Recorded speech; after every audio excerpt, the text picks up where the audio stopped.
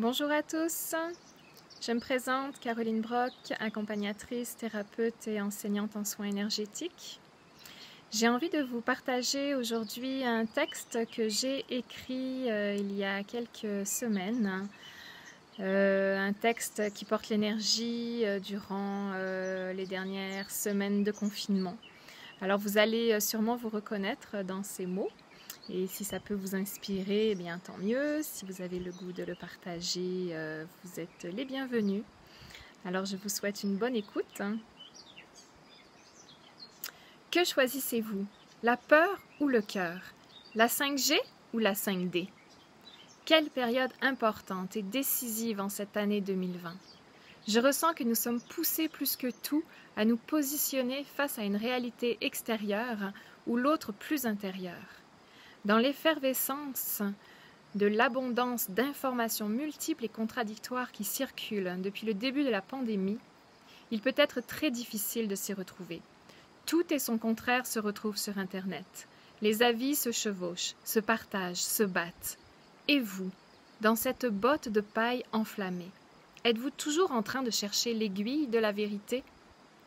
Les premiers jours de confinement, je me suis aussi laissée happer par toutes sortes de points de vue pour savoir qui avait raison et quelle information était juste. Je me balançais d'une vérité à une autre. Je cherchais, j'investiguais, j'essayais de trouver les meilleures sources. Dans cette tempête de vagues émotionnelles, j'ai ressenti à forte dose colère, peur, tristesse, impuissance, découragement, lâcher-prise, confiance, espoir. Des journées plus que stressantes, à trop solliciter mon mental, où j'ai vite réalisé que je me perdais complètement. Car en essayant de chercher la vérité en dehors de moi, je dépensais énormément d'énergie et n'étais plus du tout à l'écoute de mes ressentis. Ces montées de stress et d'émotions m'ont rapidement permis de prendre conscience que je n'étais plus sur mon chemin. Je devais alors retrouver mon centre, ma lumière, ma confiance. Vous pouvez sûrement vous reconnaître dans cette histoire, non ? Avez-vous aussi embarqué dans ces wagons de montagnes russes d'informations qui vous entraînent à une vitesse vertigineuse et secouent vos têtes et vos corps dans tous les sens? Ne vous sentez-vous pas étourdi de vous laisser balloter à droite et à gauche en quête de la vérité? Combien de temps voulez-vous que ça dure? Quelques semaines, plusieurs mois ou des années encore? N'aspirez-vous pas plutôt à arrêter un peu la machine pour reprendre votre souffle? Observez comment vous vous sentez lorsque le tour de manège est fini. N'appréciez-vous pas le calme, la stabilité? Voulez-vous vraiment continuer d'acheter des tickets quotidiens pour cette foire médiatique?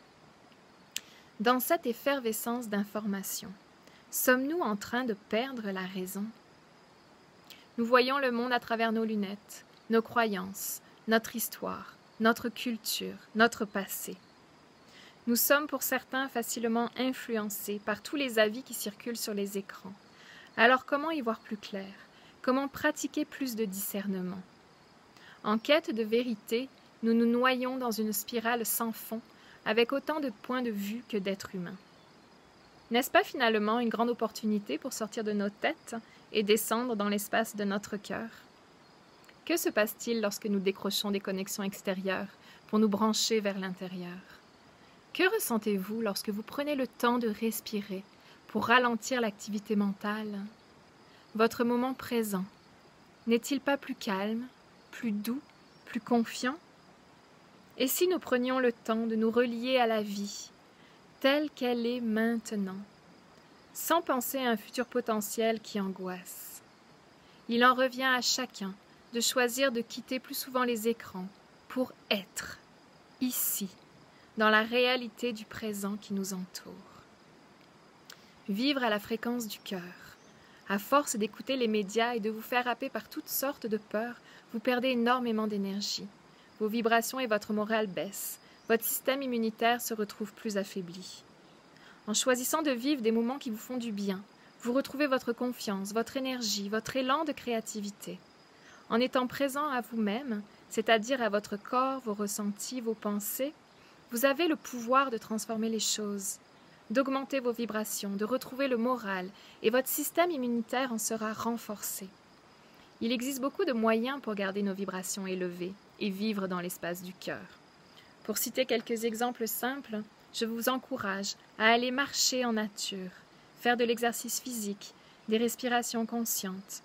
Choisissez une alimentation plus naturelle, utilisez les pouvoirs purificateurs de l'eau. Nourrissez-vous d'informations positives, de pensées de gratitude. Fréquentez des personnes qui vous stimulent, qui vous inspirent. Posez votre regard sur la beauté qui vous entoure. Plein de petits choix pour notre quotidien qui peuvent faire une grande différence pour augmenter notre énergie. J'observe ces deux mondes qui se chevauchent et n'ont jamais été si palpables en ce moment. Deux mondes qui nous enseignent, nous permettant de nous positionner face à qui nous sommes et qui nous choisissons être. Un monde extérieur détenant autant de vérité que d'êtres humains, un monde intérieur nous invitant à notre propre vérité. Un monde où l'on peut se perdre indéfiniment, l'autre qui nous montre un chemin à la rencontre de soi et du divin. Deux mondes qui seront, je crois, encore plus palpables dans les mois et années à venir, pour permettre, pas à pas, de se positionner afin de choisir de vivre dans la peur ou dans le cœur. Alors, que choisissez-vous?